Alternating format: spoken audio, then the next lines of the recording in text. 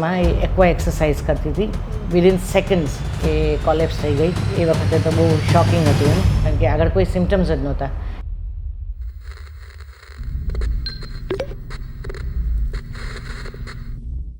Actually મારા ફેમિલીમાં જ બે કેસીસ એવા થયા. પહેલાં 2002માં મારા મધરને બ્રેન હેમરેજ થયું અને ઇમિડિયેટલી બ્રેન ડેડ થઈ ગયેલું.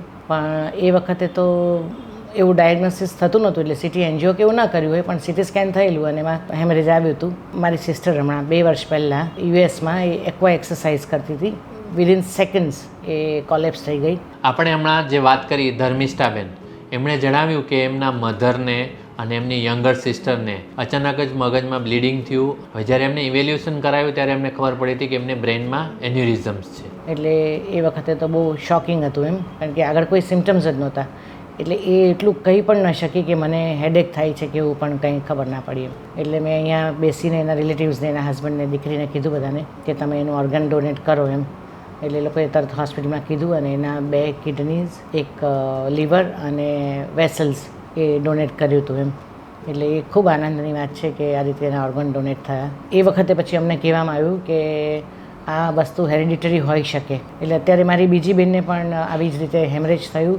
10 દિવસ પહેલાં એમની મોટી બહેનને અચાનક માથું દુખ્યું અને ટેમ્પરરી બેભાન થઈ ગયા. પેશન્ટ પોતે એને ઇગ્નોર કરવાની વાત કરતા હતા, પણ જેવી રીતે ધર્મિષ્ઠાબેને કીધું કે એમને ખબર હતી કે આવું થયેલું છે, એટલે એમણે ઇગ્નોર કરવાની ના પાડી અને તરત જ એનું ત્યાં હોસ્પિટલમાં ઇવેલ્યુએટ કરાયું. ત્યાં ડાયગ્નોઝ થઈ ગયું કે બ્રેન એન્યુરિઝમ્સ છે, એટલે તરત જ ટ્રીટમેન્ટ કરાવવા માટે અહીંયા આવી ગયા. અને અહીંયાના ડૉક્ટરોએ એને સરસ રીતે, બંને 2 એન્યુરિઝમ હતા અને બંનેને ખૂબ સરસ રીતે ટ્રીટ કર્યા. એ એક જે કંઈ એન્યુરિઝમમાં કોઇલિંગ કરે, સ્ટેન્ટ હોય અને બીજું એક ફ્લો ડાયવર્ટર, એ બધું નાખીને બહુ જ સક્સેસફુલ ઓપરેશન થયું.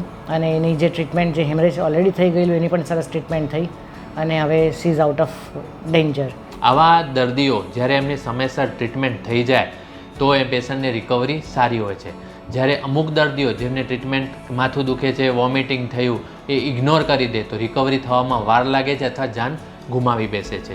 એટલે મારી બસ બધાને એ જ એક વિનંતી છે અને રિક્વેસ્ટ છે કે આવું જ્યારે પણ લાગે તમને હેડેક, જે હમણાં મારી સિસ્ટરને થયું, એને ખૂબ સિવિયર હેડેક સડન શરૂ થયું, એક્યુટ હેડેક શરૂ થયું. એટલે એવું જો કોઈને ખ્યાલ આવે કે આવું એકદમ સિવિયર કંઈક જુદું જ હેડેક છે, તો તરત જ ઇમિડિયેટલી ડૉક્ટર પાસે જવું જોઈએ. આ અવેરનેસ ખૂબ હોવી જરૂરી છે અને તમારો ઇનિશિયેટિવ બહુ જ સારો છે કે આ રીતે આપણે આગળ વધી રહ્યા છીએ અને તમે પણ આગળ કરો છો એમ. We are thankful to your team. Thankful to you.